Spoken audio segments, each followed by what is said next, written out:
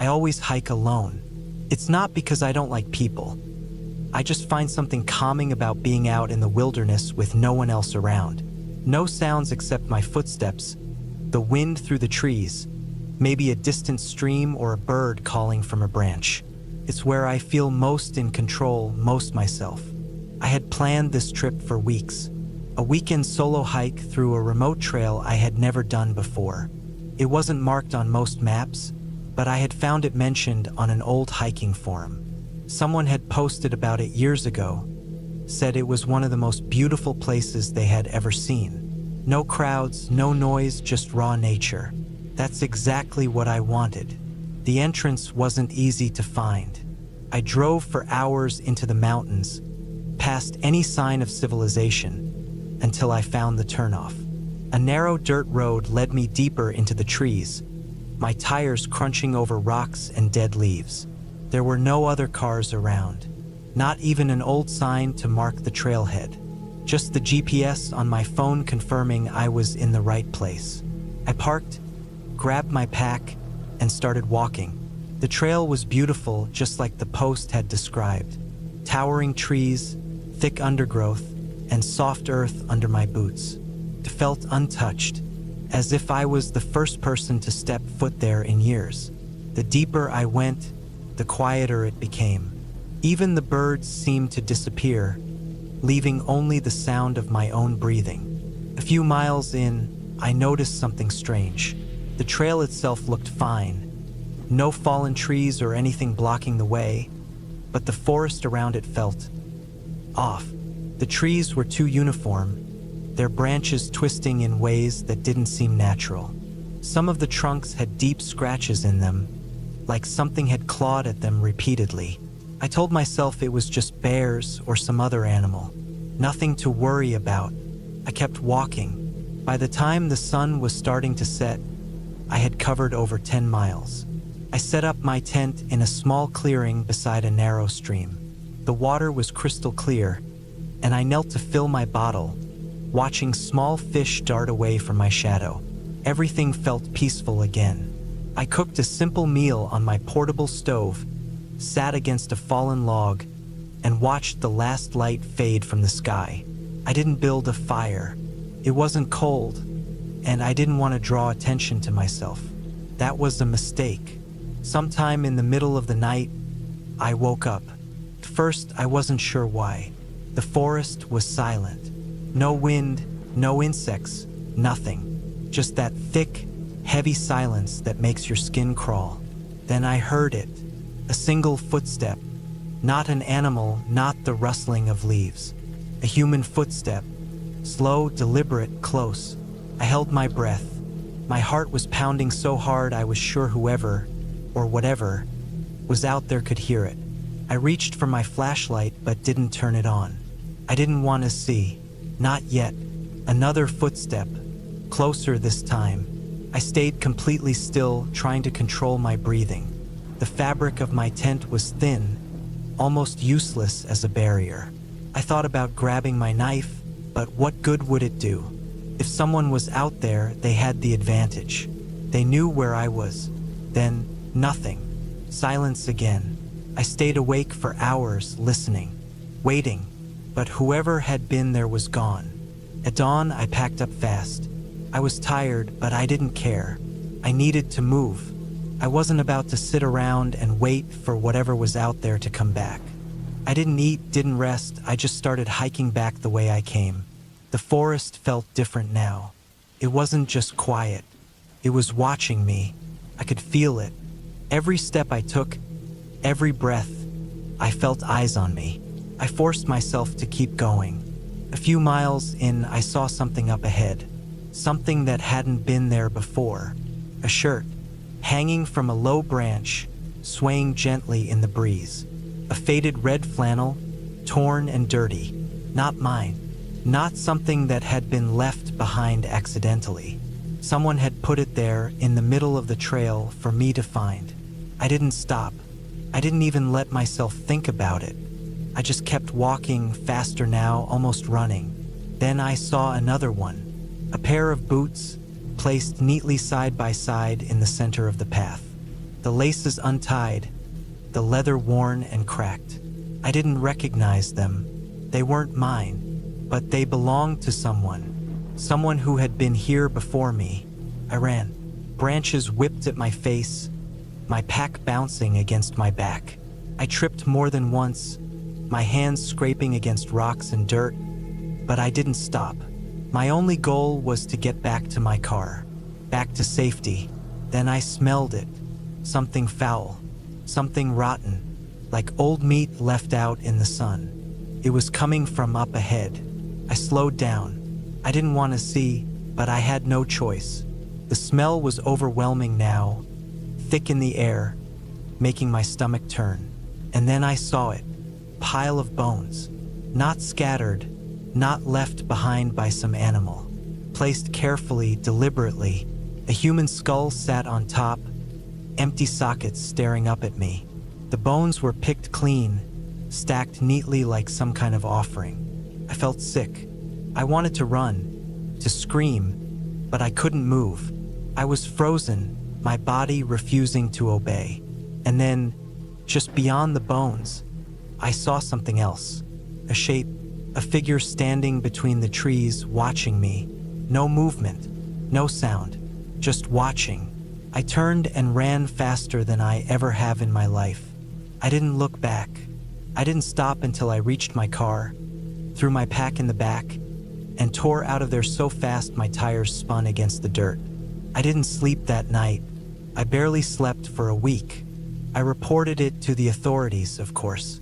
Told them about the bones, the shirt, the boots, everything. They sent a search team out, but they didn't find anything. No remains, no trail markers, nothing to suggest anyone had been out there at all. But I know what I saw. I haven't hiked alone since.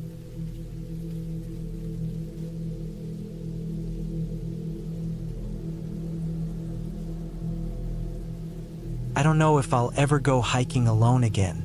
It's not because of ghosts or some supernatural nonsense. Nothing like that. What happened was real. It was physical. Could have killed me, and that thought keeps me up at night. It makes me feel small in a way I never have before. Started as a normal weekend.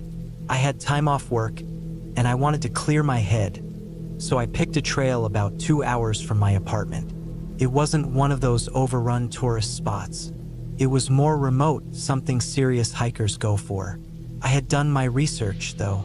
The trail was about 12 miles, a loop, not too dangerous, just challenging enough. I packed light but smart. A good amount of water, some protein bars, a first aid kit, a knife, a headlamp, and a small emergency blanket, just in case. I even let a friend know where I was going. I thought I was being responsible. The hike started off great. The morning air was crisp, and the forest was alive but peaceful. Leaves rustled, birds called from the treetops, and I could hear a nearby stream trickling along the rocks. I felt strong, clear-headed. The first 5 miles went by without issue. Then, around mile 6, things started to feel off. It wasn't obvious at first. It was just this creeping feeling, like I wasn't alone. But every time I stopped and looked around, there was nothing, just trees, just the wind. I convinced myself I was being paranoid and kept moving. But then I noticed the silence. The birds had stopped singing. The wind had died down. Even the sound of the stream seemed muffled. It was that kind of silence that feels wrong, like the world is holding its breath. I walked faster. The trail wasn't well marked, but I had a map downloaded on my phone, so I wasn't worried. Still, something in my gut told me to hurry up. I was about 7 miles in when I saw something that stopped me cold. A shoe. It was off the trail, half buried in the dirt, like someone had lost it in a struggle. It was an old hiking boot, torn at the seams, the laces missing. It had been there a while, but still, seeing it made my stomach twist. People lose things on hikes all the time, I told myself. No big deal. But then I saw another. This one was further up the trail, but it wasn't a boot. It was a sneaker, newer, with the sole coming loose. And next to it, a ripped piece of fabric. It looked like part of a jacket. I stood there for a long time, my heart pounding. My brain fought between logic and fear. Maybe there had been an accident. Maybe someone got lost. But I had checked reports before coming out here. There hadn't been any missing hikers on this trail recently. Not that I had seen. Something wasn't right. I pulled out my phone. No signal. That wasn't surprising, but it didn't help my growing unease. I took a deep breath and kept moving, walking faster now. The next stretch of the trail was harder, steeper, rockier. I kept my head on a swivel, glancing behind me every few steps. The feeling of being watched hadn't gone away. If anything, it was stronger. Then, at mile 9, I smelled it. Something rotten, something dead. I stopped breathing through my nose, but it was too late. The stench was thick, clinging to the back of my throat. It wasn't just one thing rotting, it was layers of decay, different stages. My stomach turned. I didn't want to see what it was, but my eyes searched anyway. A few yards off the trail, past some thick underbrush, I saw a pile. Animals. At least I thought they were animals. They were torn apart, bones sticking through fur and flesh. Some looked fresh. Others were just skeletons. It wasn't like anything I'd ever seen before. Predators kill to eat. But this was different. This was messy, pointless. A cold wave of fear rolled through me. I backed away slowly, careful not to make a sound. I needed to get out of there. Then I heard it. A branch snapped, not far from where I stood. I froze. My pulse thundered in my ears. I scanned the trees, the underbrush, but I couldn't see anything. The silence pressed in around me again, thick and heavy. I took a step back onto the trail. Another snap. Closer. Something was there.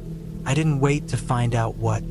I turned and ran. My pack bounced against my back. My boots pounded against the dirt, but I didn't stop. I didn't look back. I just ran. The trail blurred past me. Roots and rocks threatening to trip me up, but fear kept me upright. Then I heard breathing. Not mine. Something else. It was ragged, uneven, not human. I pushed harder, my legs burning, lungs screaming. My only thought was to get back to my car. Nothing else mattered. The last mile was a blur of terror and pain. My body was breaking down, but I didn't care. The second I saw my car, I fumbled for my keys, yanked the door open, and threw myself inside. I slammed the locks shut and grabbed my knife with shaking hands. For a long time, I just sat there, gasping for breath, staring at the trailhead, waiting. But nothing came. The woods were still. I don't remember driving home. My hands were shaking so badly I'm surprised I made it back in one piece. When I finally got to my apartment, I locked every door, every window. I didn't sleep that night. I still don't know what was out there. An animal? Person? Something worse? I don't want to know. All I know is that I'm never going back.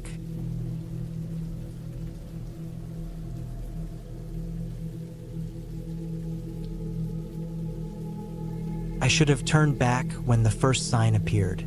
It was just a rusted-out signpost with no actual sign attached. The wooden board rotted away long ago. It stood at an odd angle, almost pointing toward the dense forest rather than along the trail. I figured it was an old trail marker, forgotten and useless now. But looking back, I should have recognized it as a warning. The hike started like any other. The air was cool, the kind of crispness that made your lungs feel clean. I had planned to hike a loop that was supposed to take about 5 hours. Nothing too difficult. Just a quiet, solo trip through a lesser-known section of the mountains. I liked being alone on trails like this. Something about the stillness, the isolation. It gave me a sense of control, like the world was simpler out here. The first couple of miles were easy, well-marked, the dirt packed down from occasional hikers. The path wound through thick pines, the ground soft with fallen needles. Sunlight filtered through gaps in the branches. creating patches of warmth on the otherwise cool ground. Birds called to each other. The occasional squirrel scurried up a tree, and everything felt normal. It was about 3 miles in when things started to feel off. The trail narrowed, the trees pressing closer, their trunks thick and gnarled. The air smelled damp, like rotting wood, and the ground felt uneven under my boots. I told myself it was just a less maintained section, nothing unusual. But then I saw the second sign. It was a red cloth tied to a tree, faded but definitely placed there by someone. Maybe an old marker, I reasoned. But there were no signs of a side trail, no indication of a junction. Just that single red cloth, barely fluttering in the still air. I took a picture of it on my phone, not sure why. Maybe to look it up later. Maybe because it unsettled me just enough that I wanted proof that it was real. I kept walking. The sun was still high, and I knew I was roughly halfway through. The map on my phone showed I was still on course, though the signal was weak. Another hour or two, and I'd be looping back toward the start. Then I saw the footprints. They weren't mine. They were deeper, pressed hard into the damp soil, like whoever left them had been running. And they weren't fresh. The edges had crumbled, leaves partially covering them. They led forward, deeper into the trees. I stopped and listened. Nothing but the soft rustling of leaves. No wind. No birds. Just that still, suffocating silence. Part of me screamed to turn around. But I'd been hiking alone for years. I knew how my mind could play tricks on me. It was just an old footprint, I told myself. Nothing strange about that. Then the trail disappeared. One moment, I was walking along a narrow but clear path. The next, it was gone. No gradual fading, no overgrown section. Just trees, thick and unbroken, as if no one had ever stepped through here before. I turned around. The path I had just walked was gone, too.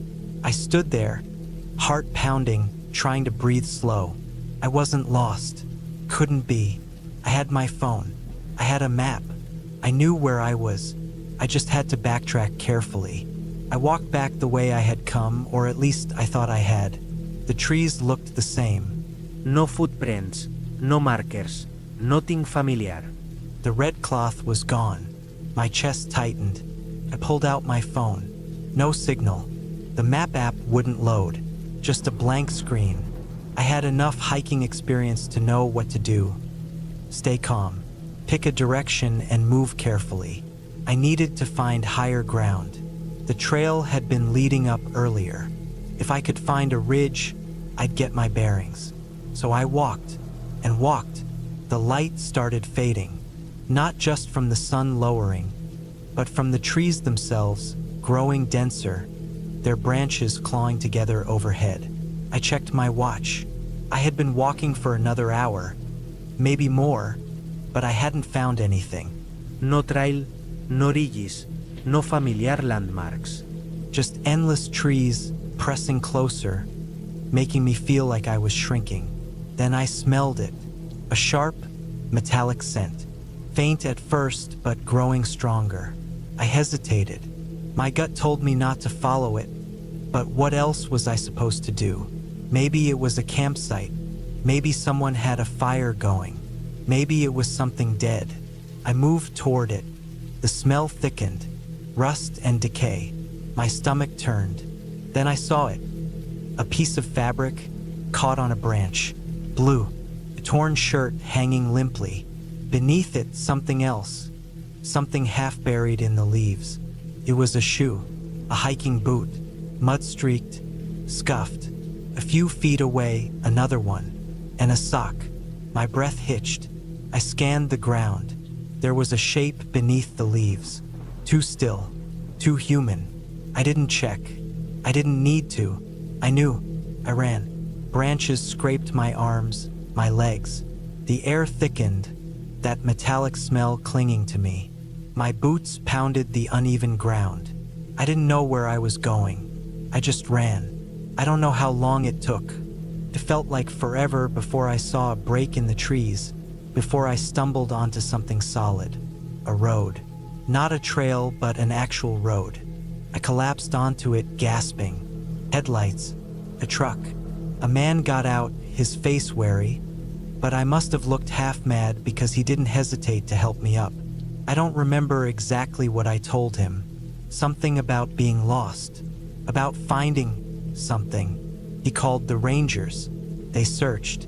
They found the shoe, the sock, the fabric, but no body, no footprints except mine. They told me I must have been confused, that maybe I had panicked, imagined things in my fear. Maybe I had, but I know what I saw. I know what I smelled. I never hiked alone again.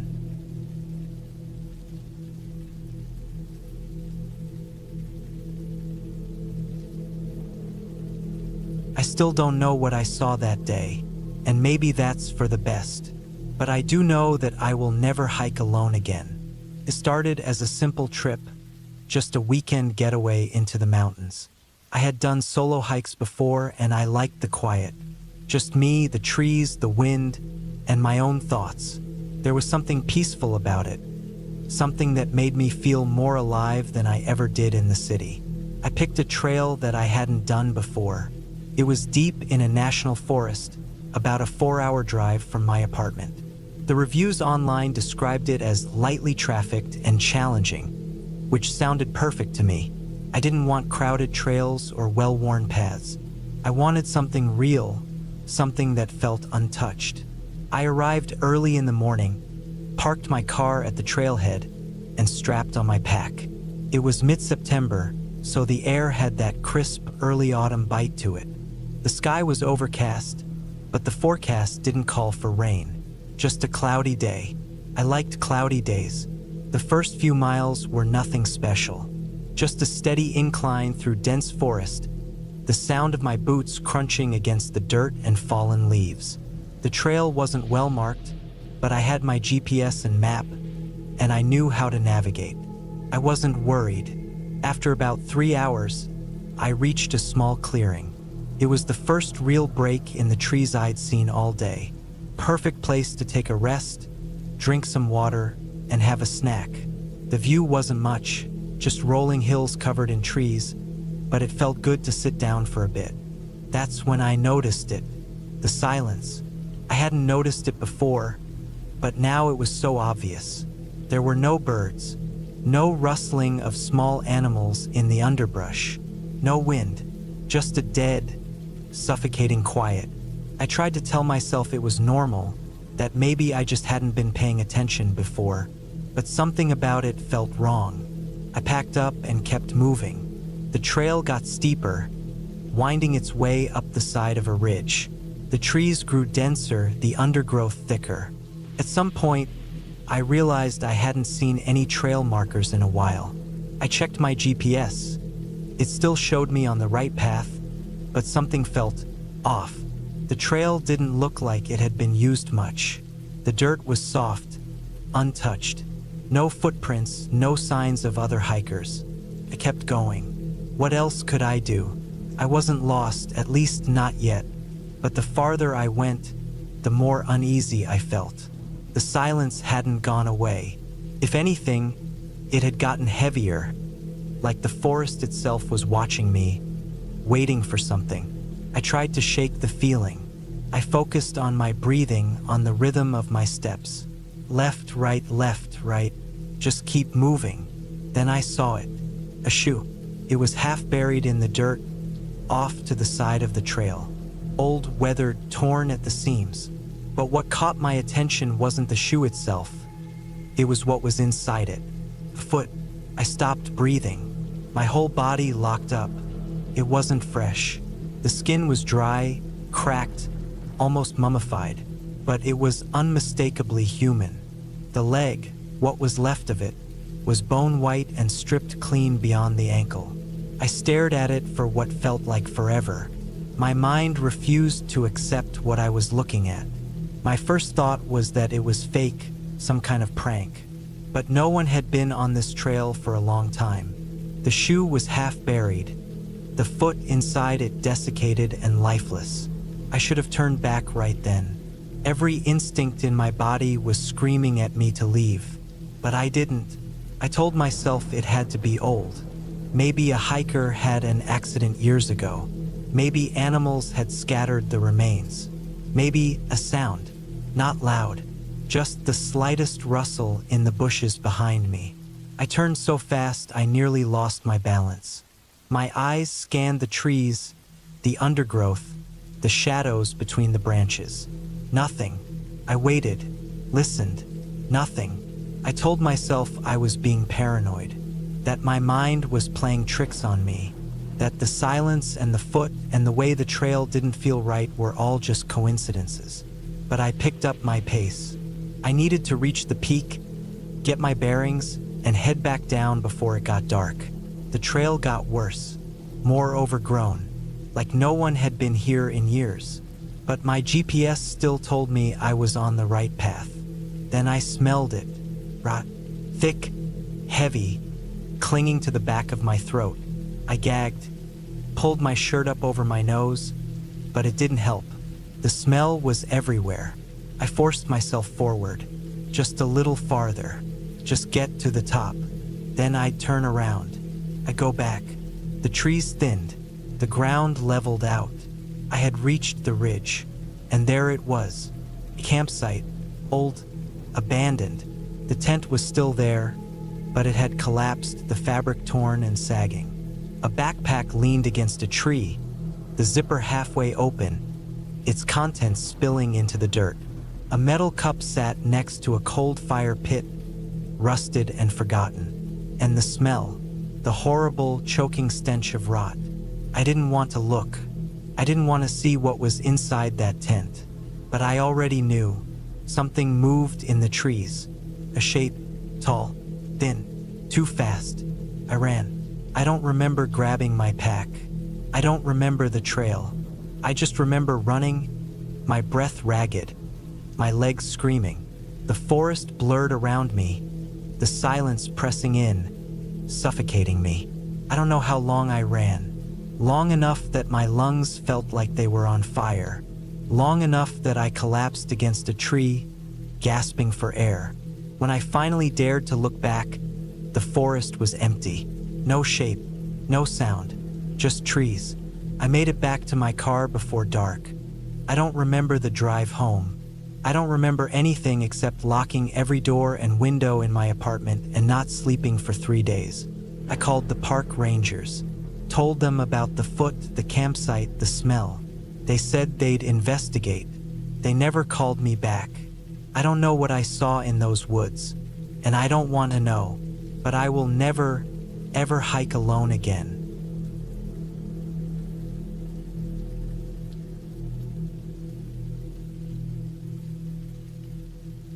I told myself that over and over as I stumbled forward through the trees, my legs burning, breath coming out in sharp, ragged gasps.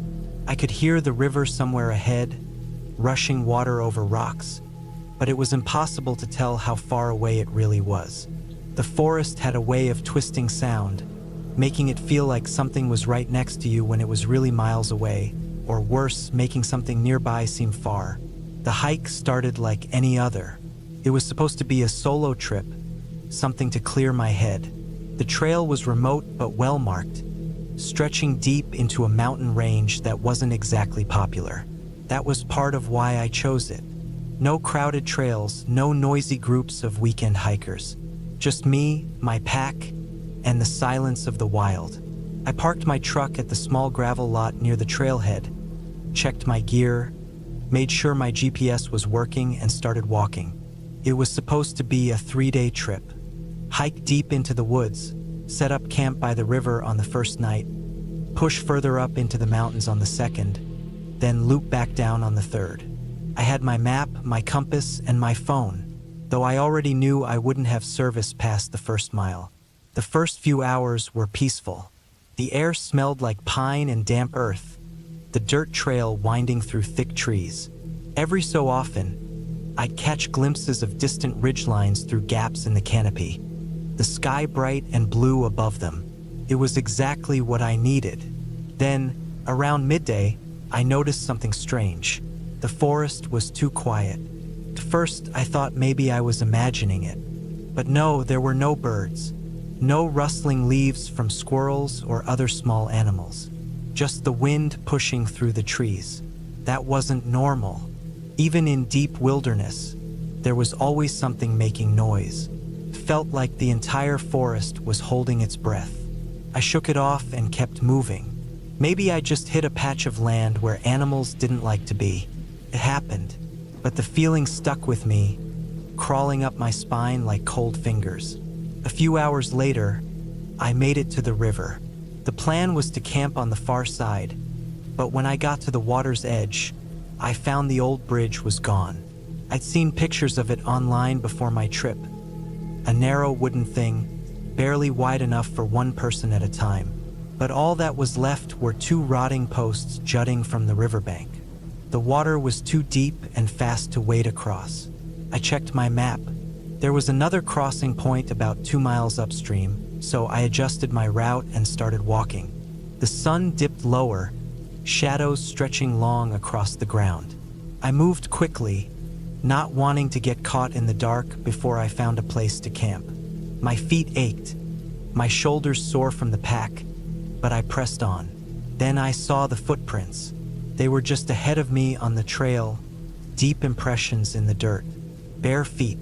The prints were wide, the toes splayed out slightly, like whoever left them had been walking barefoot for a long time. Too long. I stopped, heart pounding. They hadn't been there earlier. I was sure of it, but they looked fresh. I turned slowly, scanning the trees. Nothing, just shadows. The wind stirred the leaves, making them whisper against each other. My stomach twisted. Something wasn't right. I pushed forward, moving faster. The footprints continued ahead, following the same path I needed to take. It was getting harder to see as the light faded, so I pulled out my flashlight. The beam cut through the dimness, making the trees around me seem taller, more twisted.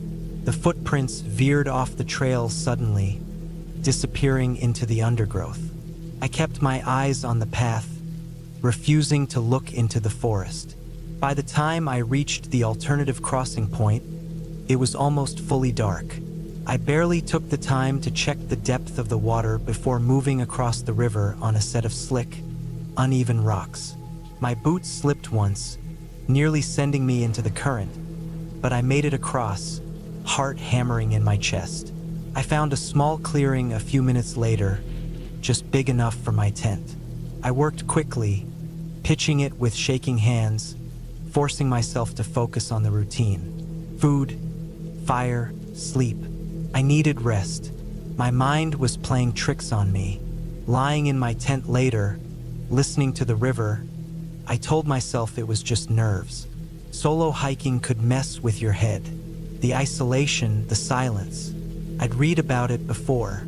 I just needed to sleep. Sometime in the night, I woke up. At first, I wasn't sure why. Then I heard it. Soft footsteps. Not on the trail, but in the grass near my tent. I held my breath, body frozen. The footsteps were slow, deliberate, moving closer. I reached for my knife, gripping the handle so tightly my knuckles ached. The fabric of the tent suddenly shifted. Just the slightest pressure, like something had brushed against it. I didn't move, didn't breathe. The footsteps continued, circling my tent. Then, after what felt like hours, they faded back into the woods. I didn't sleep the rest of the night. At first light, I packed up my gear and left. Fast. I didn't eat, didn't take time to properly check my map. I just wanted to be gone. The trail back felt different. The air was heavy, the trees pressing in closer than before. My skin prickled with the constant sensation of being watched. Every now and then, I swore I could see movement in the corner of my eye, but every time I turned, there was nothing. Then I saw the footprints again. They were alongside mine now, weaving in and out of the trail, as if something had been following me. Something barefoot. I started running. My pack slammed against my back, branches whipping at my arms as I tore down the path. I didn't care about twisting an ankle, didn't care about anything except getting back to my truck. I ran until my lungs burned, until my legs threatened to give out. And then I saw it, the gravel parking lot, my truck sitting right where I left it. I fumbled for my keys, practically throwing myself inside before slamming the door and locking it. My hands were shaking so badly I almost dropped the keys trying to start the engine. The moment the truck roared to life, I peeled out of the lot, tires kicking up dust and gravel. I didn't stop until I was miles away, back on the highway, civilization glowing in the distance. Only then did I finally let myself breathe.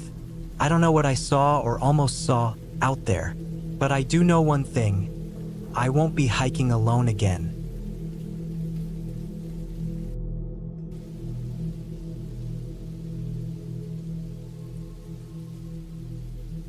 The plan was simple: drive up to the trailhead early in the morning, hike out about 10 miles, set up camp, and return the next day. I had done this kind of solo hike dozens of times before. It was supposed to be just another weekend of fresh air and solitude. But things don't always go as planned. The trail I picked wasn't very popular. That was the whole point. I didn't want to run into loud groups or families on an easy stroll.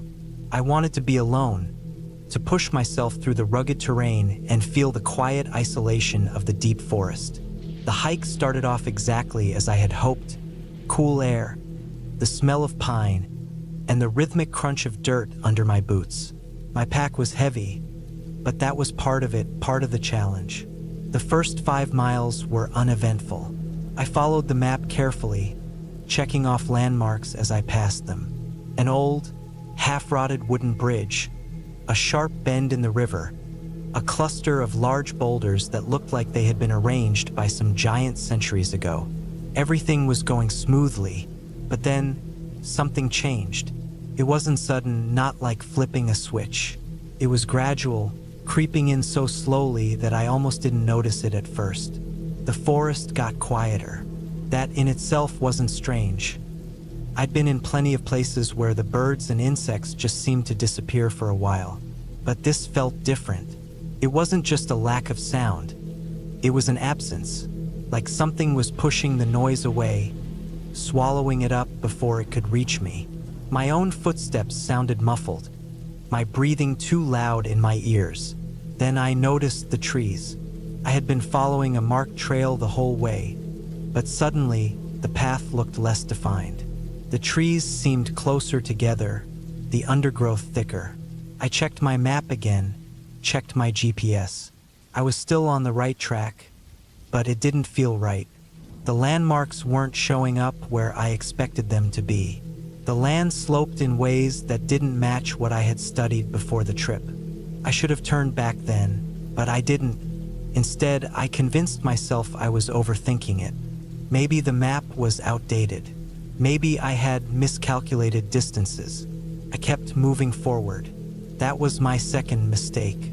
The further I went, the worse it got. The silence deepened. The light started changing in ways I couldn't explain. It wasn't getting dark, but something about the way the sunlight filtered through the trees seemed off. I tried to shake the feeling, focused on moving forward, one foot in front of the other. And then I saw the first sign that something was really wrong. A shoe. A single, worn-out hiking boot, half buried in the dirt. It wasn't old enough to be from decades ago, but it wasn't new either. I stopped and stared at it. People lost things all the time, right? Maybe someone had dropped it out of their pack. Maybe they had an extra pair and ditched one for some reason. But as I stood there, looking at it, that explanation didn't sit right with me. Who loses a single boot and doesn't go back for it? Who doesn't even try? I should have turned back, but I didn't. I kept walking faster now. I wanted to get to my planned campsite before dark. I wanted something familiar, my tent, my gear, my little controlled piece of the wilderness. But I never made it there. I found more things. A torn backpack strap, a water bottle with a faded label, a ragged piece of cloth stuck to a thorn bush, They weren't fresh, but they weren't ancient either. They were just there, scattered along the trail like breadcrumbs leading me forward. My gut was screaming at me now, my instincts clawing at the back of my mind, but I pushed on. Then I found the camp, or what was left of it. A tent, collapsed and torn open like something had slashed it from the outside. A sleeping bag, unzipped and half covered in leaves. A few scattered belongings, cooking gear, a flashlight with dead batteries, a journal with pages missing. But no people, no signs of life, no footprints leading away, just emptiness. I crouched down, heart hammering in my chest, and picked up the journal. The first few pages were intact, filled with neat, careful handwriting. Someone had been keeping notes, dates, times, little details about their trip. But the last entry was different. The writing was frantic, scribbled over itself in places. I could barely read it, but the words I could make out sent a shiver through me. Something is wrong. The trail isn't right. I keep walking, but nothing changes. I can hear something at night. If someone finds this, please. That was where it ended. The rest of the pages had been ripped out. I stood up so fast I almost fell. The silence was unbearable now, pressing in around me. My own breathing sounded deafening. I needed to leave. I needed to get out of there now. I turned back the way I had come, walking fast at first, then faster. I was practically jogging, not caring about conserving energy, not caring about the weight of my pack. I just wanted out. But the trail wasn't the same anymore. The turns didn't lead where I expected. The landmarks were gone. The more I walked, the less familiar it all looked. I was moving, I was sure of that, but it felt like I was going in circles. And then I heard it. Not a voice, not an animal, just movement. Slow, deliberate movement somewhere behind me. Leaves shifting, twigs breaking. Something keeping pace with me just beyond my vision. I didn't turn around. Couldn't. I just kept moving, forcing myself forward even as my legs started to shake. I don't know how long I walked like that. Hours? The sun never seemed to move. The light never changed. But eventually, finally, I saw something ahead. A break in the trees, an opening. I ran for it, ignoring the weight of my pack, ignoring the burning in my legs. I burst through the trees and onto the dirt road where my car was parked. I had never been so relieved to see my beat-up old truck in my life. I practically dove into the driver's seat, fumbling with the keys, heart hammering so hard I thought it might burst. The engine roared to life, and I peeled out of there, not stopping, not looking back. I didn't sleep that night. I didn't stop driving until I was miles away, safe in the middle of civilization where the world made sense again. I don't know what happened out there. I don't know what I found. But I know one thing for certain: I will never go back.